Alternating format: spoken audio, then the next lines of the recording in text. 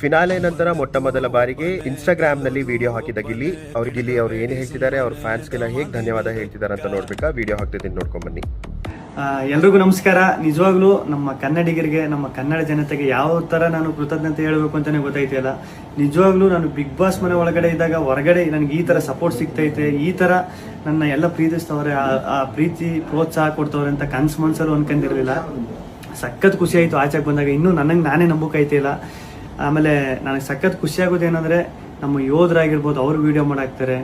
ಆಮೇಲೆ ನಮ್ಮ ಕನ್ನಡ ಜನತೆ ಅಲ್ಲದೆ ಬೇರೆ ರಾಜ್ಯದವರು, ಆಂಧ್ರ, ತಮಿಳುನಾಡು, ಬೇರೆ ದೇಶದಲ್ಲಿರೋರು, ಆಮೇಲೆ ನಮ್ಮ ರೈತರು ಈ ಸಂಕ್ರಾಂತಿ ಹಬ್ಬದಲ್ಲೆಲ್ಲ ಕಿಚ್ಚೊಡಿಬೇಕಾದ್ರೆ ಹಸುಗಳ ಮೇಲೆಲ್ಲ ಚಿತ್ರ ಬಿಡಿಸ್ಕೊಂಡು ಫೋಟೋ ಹಾಕೊಂಡೆಲ್ಲ ಸಖತ್ ಸಪೋರ್ಟ್ ಮಾಡಿದ್ರು.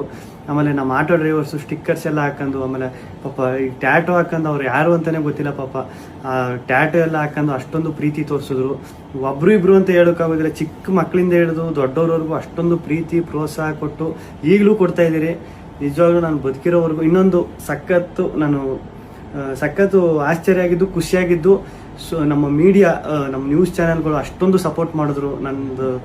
ಆಮೇಲೆ ನಮ್ಮ ಸೋಷಿಯಲ್ ಮೀಡಿಯಾದಲ್ಲಿ ನಾನು ನಿಜವಾಗ್ಲೂ ಒಂದೇ ಒಂದು ನನ್ನ ಬಗ್ಗೆ ಒಂದು ನೆಗೆಟಿವ್ ವಿಡಿಯೋ ಆಗಲಿ, ಒಂದು ಟ್ರೋಲ್ ವಿಡಿಯೋ ಆಗಲಿ ಸತ್ಯವಾಗ್ಲೂ ನೋಡಿಲ್ಲ. ನಿಮ್ಮ ಪ್ರೀತಿ ಪ್ರೋತ್ಸಾಹ ಎಲ್ಲ ಹಿಂಗೆ ಇರಲಿ ಕೊನೆವರೆಗೂ, ಹಿಂಗೆ ಐತೆ. ನಾನು ಈ ಪ್ರೀತಿ ಪ್ರೋತ್ಸಾಹನ ಕೊನೆವರೆಗೂ ಉಳಿಸ್ಕೊತೀನಿ. ಧನ್ಯವಾದಗಳು.